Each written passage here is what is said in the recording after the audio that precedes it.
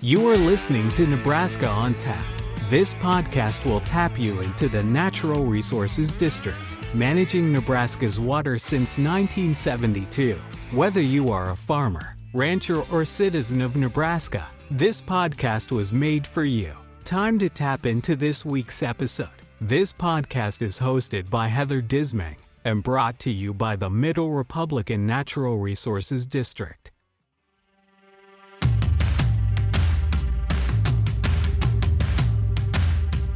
Hey everyone, welcome to this week's edition of Nebraska on Tap. So this week we invited Roric Paulman from Paulman Farms to come join us and give his take on some of the newest technology because he loves technology. He's a well-known character for that here in this area for being so technologically driven with his farm practices. So I wanted to talk to him and see what was going on with that. Plus, Roric's been involved in so many aspects of water here in Nebraska. It was great to talk to him about an overall range of really good information. So let's get into that interview with Roric, and don't forget to subscribe so you always know when we're launching our new podcast episode.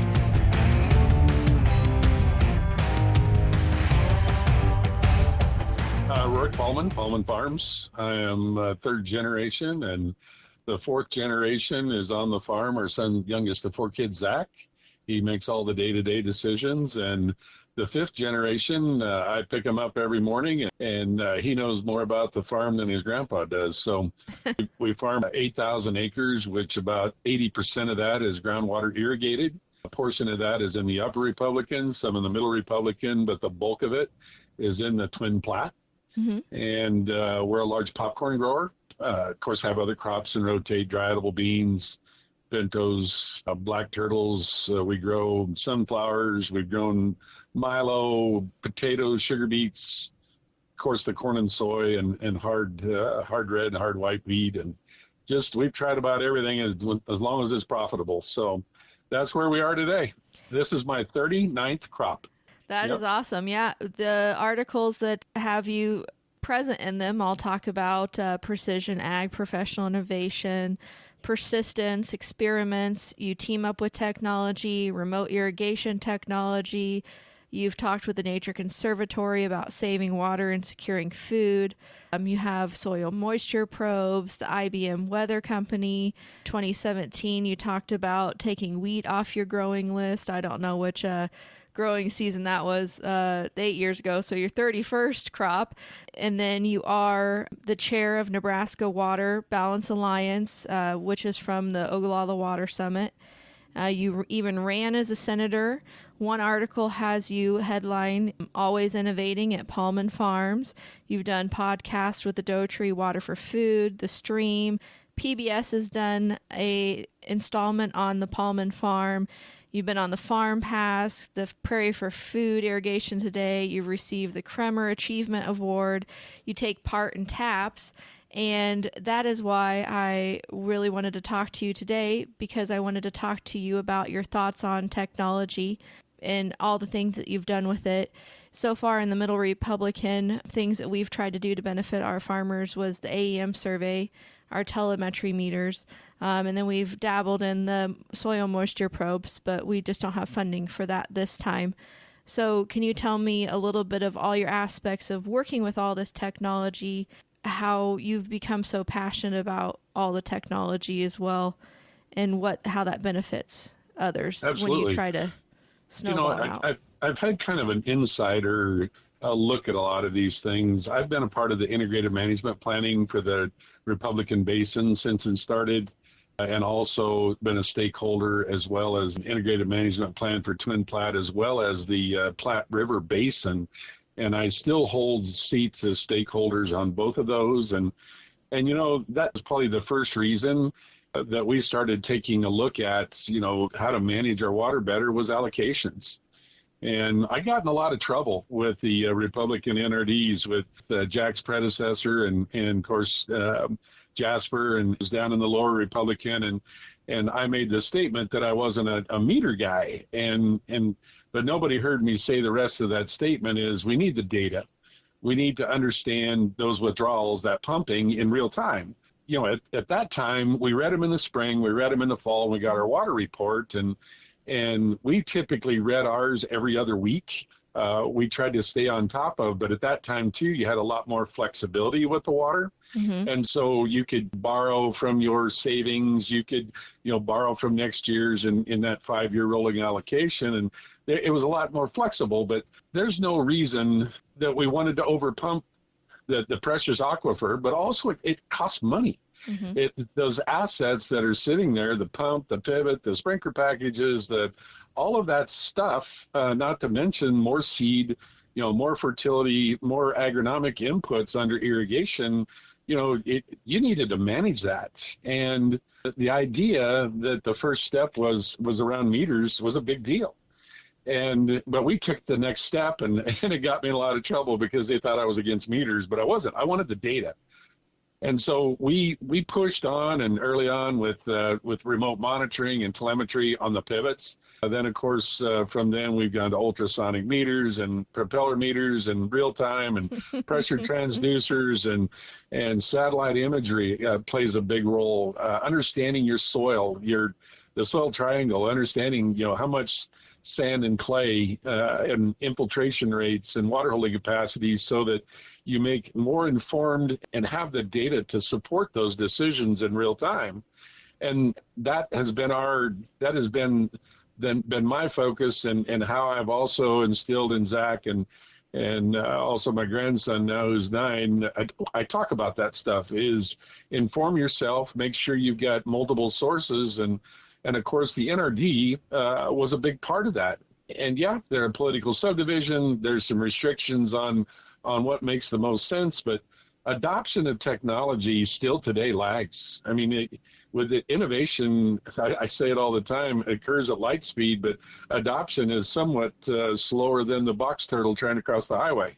It's just really low. And as the pressure mounts, lower commodity prices, less allocations, higher energy costs, wells now, to pull one out and trip them out and put them back in and rework them, it's about 3 times what it was 10 years ago. And those things like that, the tools that you can look at and integrate into your operation are super helpful, but they all come with a cost. And that cost makes it prohibitive for a producer, because we made a mistake early on with all the technology, no matter whether it was an NRD or whether it was a soil moisture probe provider or pivot telemetry or a satellite imagery, is we never showed them an ROI. We did not show them, how are you going to get this money back? We always told them that you get yield. Well, yippee-ki-yay, yay. I mean, that's very subjective in terms of, did it really amount to that $10 or $12 an acre that you asked me to pay? Did I really get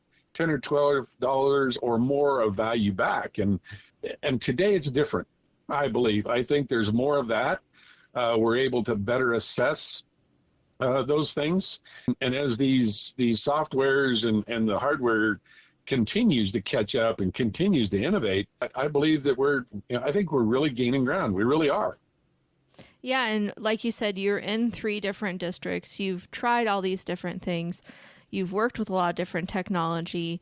Do you feel that being within 3 NRDs and having more than one soil type has just really kept your spark going? Oh, there's absolutely no doubt.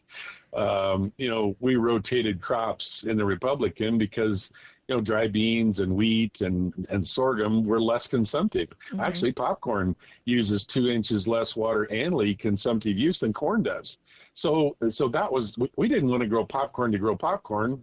Ultimately, that's what it turned into, but it used less water. So we could grow an economically viable crop with a return because it used less water in that 5-year rolling allocation.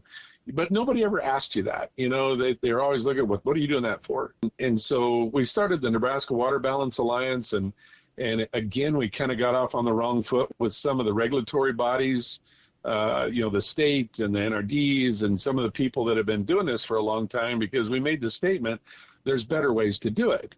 And what we should have said, was, we're trying to innovate and support and inform the decisions that are imperative for the NRD and the state to comply with compacts. And we didn't say that. We just said, okay, we're just going to work at this and make it better for the producer. And over time, we've all come to the same conclusion is, how do we work? How do we distribute this technology to the what I call entry level, the mid level, and the most progressive, growers that'll utilize the technology? Not everybody's going to do it. Not everyone is going to use it. I get it. I mean, you don't have to have the latest and greatest, but you certainly need something so that we protect that valuable resource, water that sits underneath of us. Right. And, I remember opening up gated pipe with my dad when I was younger, and now you can set in your office and turn it on or schedule it to turn on. Yeah. And we do that too. Load control, that's a good example. That used to be like an axe, oh my gosh, they're coming after our power. and we can't afford to be shut off, 10 hours a day. And we load control ourselves. On the days that the power companies don't load, we shut off anyway, because those high ET rates, with the wind and the sun and the heat from 1 o'clock till 6, and then the wind blows 30 mile an hour. Most of that water doesn't get to the ground anyway. We have a big project with Google through the Water Balance Alliance and with Arable. They're a full suite weather station. So you got rain events, you've got evapotranspiration, you've got a camera, a multispectral camera on there. It takes a picture every day at 2 o'clock. But it goes around with the pivot, so it's geo-referenced in that field. And let's say that it says you're at 40 or 50% of field capacity, and so you're putting on slightly more water, less than 2 or 3% more than what the ET's calling for. So are you actually building up that checkbook or that reserve in the soil? It's allowed us, instead of operating at field capacity or at saturation level, all that water in the soil, we operated between 40 and 60%. And boy, that we didn't used to do that. We were afraid to, because we didn't know.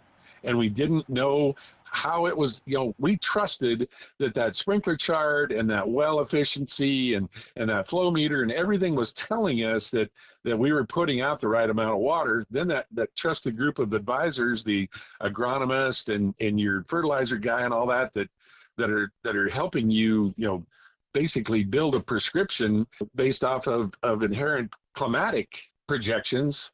And so now we've got a weather station on every field. And so we're looking at it over 26,000 acres for 7 years. And hopefully in year 2 or 3, we'll have the opportunity to use artificial intelligence to be able to help us look over our shoulder, but also predict out 2 or 3 days and be able to even really hone in on, say, load control or, just reduce pumping, more of a just-in-time application of water and nutrients. Mm-hmm. It's remarkable where we are. And it's always on the edge. And that's kind of been the fun part of our farm. And Zach's really embraced it, our son. And he's a little more practical because he goes, Dad, this has to make money. I can't just apply it and not have it make a return. So right. That's in the back of our mind all the time. And leading into that, so you've talked to people all over the country. I just want to ask you, how do you feel Nebraska compares when it comes to water technology in the U.S.? So interestingly enough, because I've spoke in Washington, D.C. to New York, to Texas, to North Dakota, and overseas as well too. I had some interest in South Africa as well as interest in Argentina. I was a part of a Valley center pivot dealership for almost 11 years, and so I was able to be a part of their R&D program, but also be a part of having that international flavor and that kind of border to border, north, south, east, and west domestically as well too within the U.S. And we host annually at our farm for almost 20 years now, typically a group either through the Doherty Water for Food, the Nebraska Water Center, and we've also just done it on our own, but they've been from all over the world. China, some time ago, we had several groups come through, Brazilians and Argentinians and Chile and Paraguay. And so we've been able to kind of understand kind of even the international flavor and how they look at us. And, I've heard for a long time that our system is one of the best. And I would have to say it is. It is right up there. And the thing that I really appreciate, quite frankly, is we haven't stopped. It's not like you're shooting for sustainability or this benchmark. Now we have goals and we have stream depletion factors and stream flows that we have to help offset and continually evaluate and make adjustments for. And that's what just gets me is typically the producers as well as their NRD partners haven't sat on their hands. They've continued to look at those tools. But again, I'm going to go back to the adoption piece. If we get 10 or 15% adoption in say the Middle Republican with a particular tool that drops our pumping another half inch or inch, that's a lot of water as you spread that across the acres. And so those innovative, I call them dipping our toes in the water, they're important because they may or may not lead to further investment or innovation. Going back to what you said about all those other countries coming through and looking at stuff, a lot of other countries want to know what they're buying when they buy it, to produce food for their citizens or biofuel or, what have you. So that brings up a really great point, knowing, all those people come in and kind of want to know what's going on. I can't really blame them. If I was to buy some seed from somebody, for consumption, I'd want to know what was going on too. But yeah, it's a two-way street. Yeah. That's a two-way conversation. Mm-hmm. They bring something to the table too. It isn't a one-way exchange. I mean, it's what I've learned these 39 crop years is I surrounded myself with trusted advisors, and you had to listen and pay attention to everybody within the NRD system, because if you didn't understand the regulatory expectations, and you can't ignore that bell. You can't ignore it, and because pretty soon, if you do nothing long enough, pretty soon you get what you deserve. And so, okay, you've got these $1 million investments on these irrigated pivots. And okay, and all at once you don't have water, or you have less water than what it would take to be fully irrigated, or something even less than that. Wow, that investment, that's a huge risk.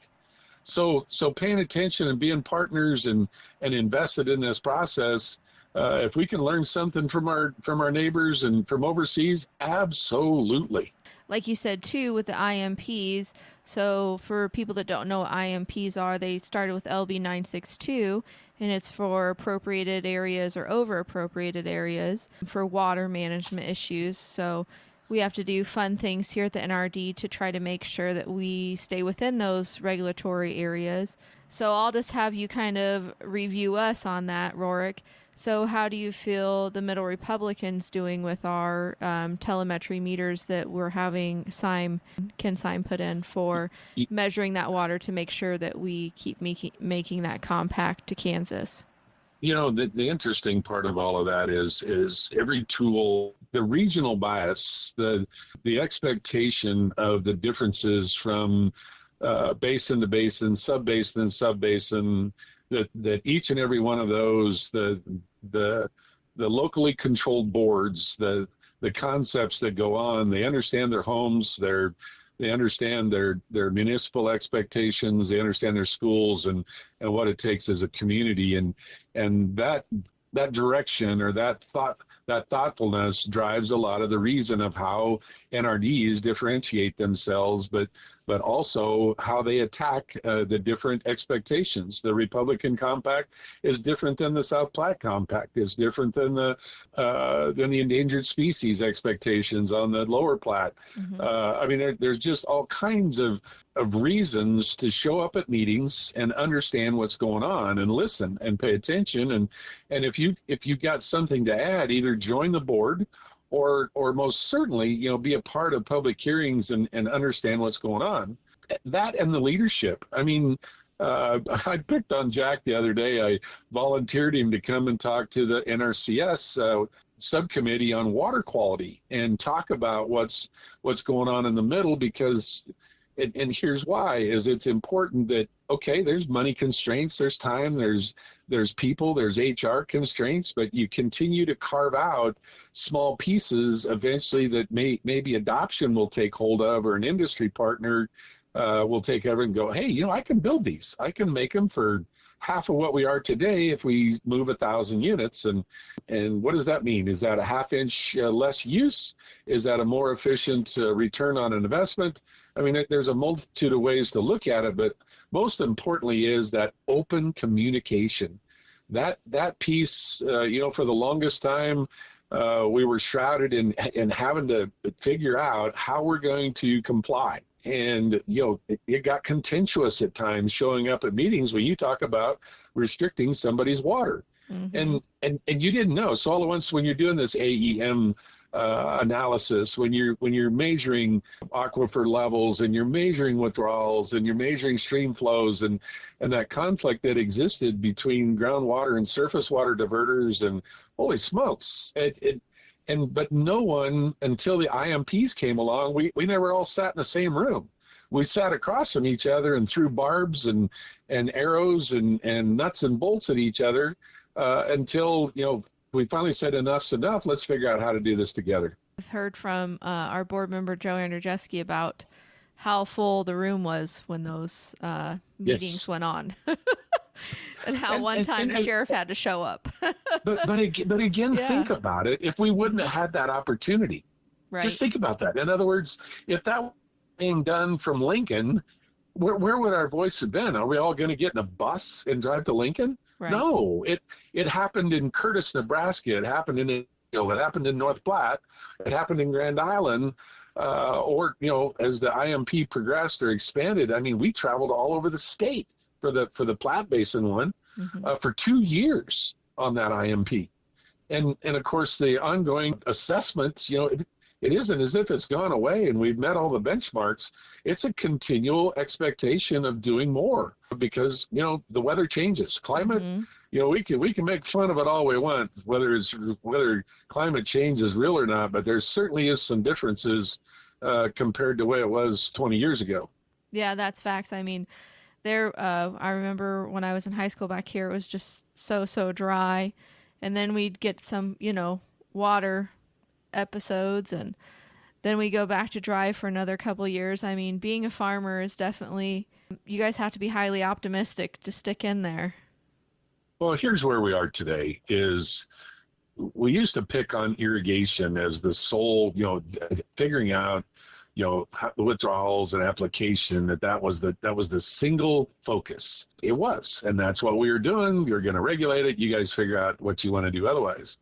And what we've come to understand is it's all part of a system, and it is very intertwined. And the reason that we know this today is the data.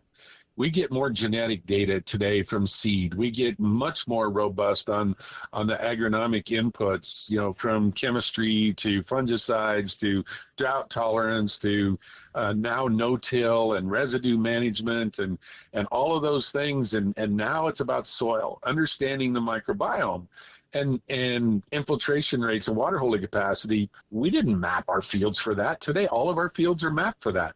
We have mapped our fields, and we know that if we get a 2-inch rain on number 21 pivot, that it's a good silt loam soil. It'll infiltrate most of the field. I'm not talking about everybody's in general, but this particular combination of soils will infiltrate about a half an inch an hour.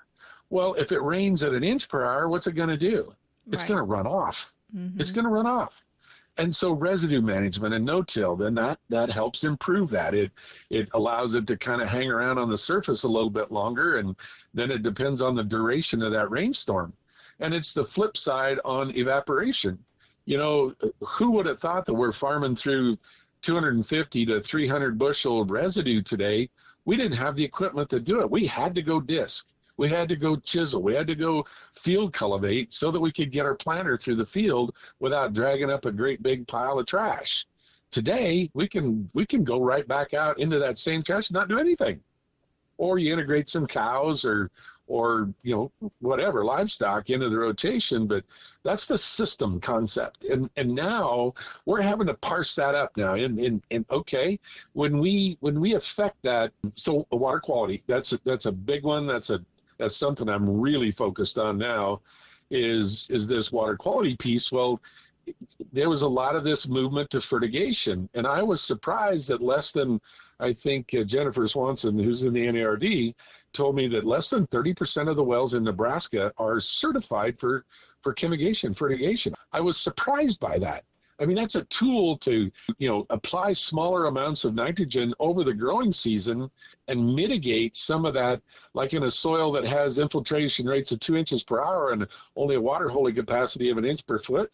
Well, guess what happens if you put on 100 pounds of 3200 with a pivot on that kind of soil with 1 inch of water? Holy smokes. It's not going to stay where you want it. It's not going to stay in the root zone where that crop needs it.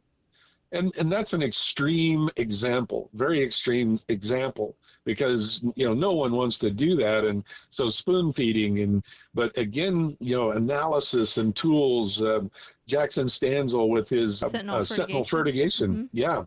We helped him start the very first field that he developed or worked with his model on. I'm sitting on the edge of it right now, as a matter of fact. It's right here in Lincoln County. And Jackson and I and Zach talk often. Now he's working on, we wide drop ours. We've reduced our nitrogen by 40%, and still raising exceptional yields. Now, 40% of, if you're putting on 200 pounds, that's 80 pounds. Now, that's not the way it works. That isn't the way it works. I just made that as a reference point, but to show the value of a 40% reduction if you're actually applying 200 pounds. But the crop conditions and soil and all of that stuff is going to determine those things. But now we know we can really start to dial in on that. So it's like looking at irrigation on steroids. Is now you're taking that same fertilizer, that same crop input, and using the same kind of tools and concepts to zero in on it, just like we did with irrigation, and continue to do with irrigation. When I took my drone class through the UNL extension, doing drone spraying, and have you ever participated in drone spraying or anything like that, or what are some of your thoughts on that? The co-op here has 3 of them, and I will say this, we have not had a drone spray. We continue to watch that. We have our own sprayer. We have our own See and Spray from Deere. So we're about timing, and we do it all ourselves. We do not hire any commercial spraying done at this point. Maybe a little bit of crop protection, say fungicides on our edible beans is all, but that's late in the season. But otherwise, we do all our own spraying. I see it as a value someday. The more that we can focus and just spray on specific spots and specific pests, absolutely. There's no doubt. But right now, my grandson has one, and we crashed it out in the cornfield, and it took us 4 hours to find it.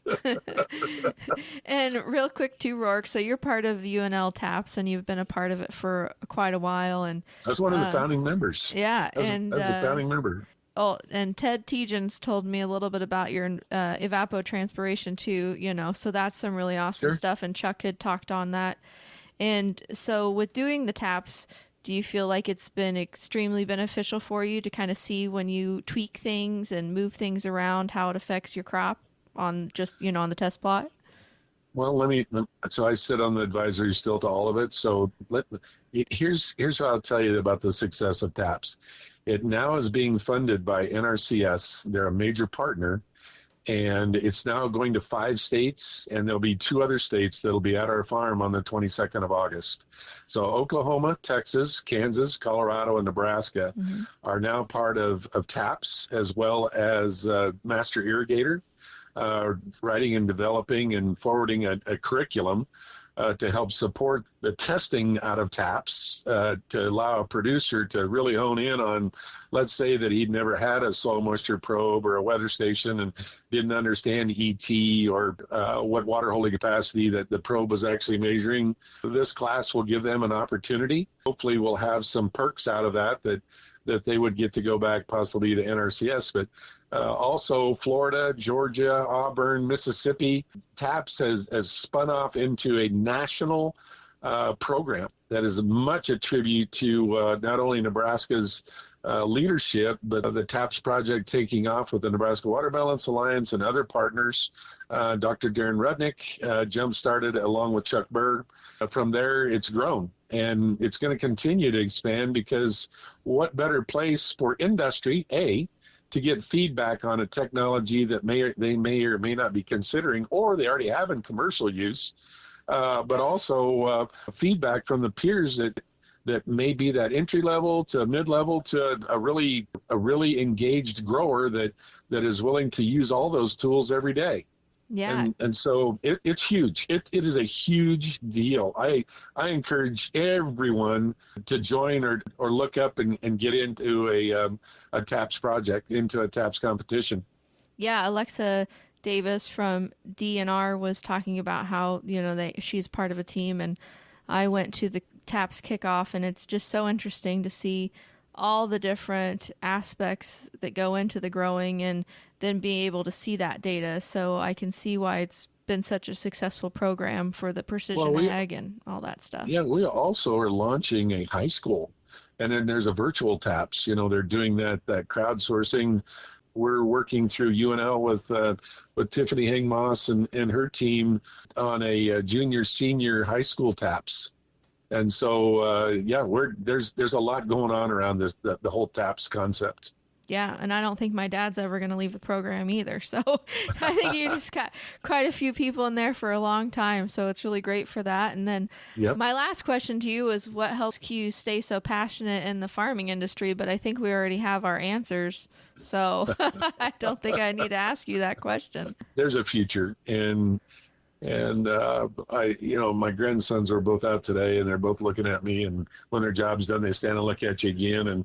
But from a year ago till now they'll walk over and grab a broom, or they'll walk over and they'll grab their phone, and they both have or the youngest one anyway, Brant, has the Arable app on his phone. He has the Valley app, and he can't do anything on it, but he can look at the weather, he can look at the pivots, and he asks questions. And that's the piece that we have to stay engaged with the next generational transition here, is this value, and make sure that they know it's important to us as well as to them, that this isn't something that we just put water out there because we have water, or we put fertility or seeds or whatever else. So that we're trying to grow and feed a growing population, and that it's safe, and that we are growing it appropriately. And that's a huge deal. How do you do that otherwise if you don't take some time and try to pass that on? Right. And if people want to know what you're up to, they can also follow you on your Twitter handle here. I see on the July 3rd, you were doing pinto beans planted into oat cover crop. So Yep. I probably don't post as much on there as I should, but at harvest I will. We'll have more data and some more things going, so I'll hit it more then.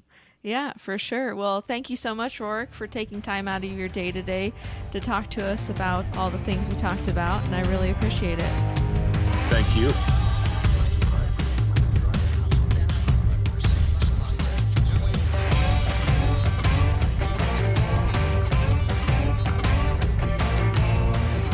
Well, I hope everybody enjoyed my conversation with Roric. It's always great to see how inspired he gets when he talks about all of the generations that he has growing up on the farm and learning about the farm, and him actually being a great teacher and being able to teach them about all those great things too. So that was just perfect. Thanks again, Roric. And I hope everybody got a little inspiration from that. And again, as Roric says, if you want to get involved, you always can. There are options and opportunities to do so. So with that being said, again, we will see you next week. Don't forget to like and subscribe again so you know when we're launching our episodes. I try to be consistent about it, but sometimes things get a little wild here. You can find us on Apple Podcast. You can find us on Twitter, TikTok, Facebook, YouTube, our RSS feed, Spotify, and we will talk to you guys later. Have a good one. Bye-bye.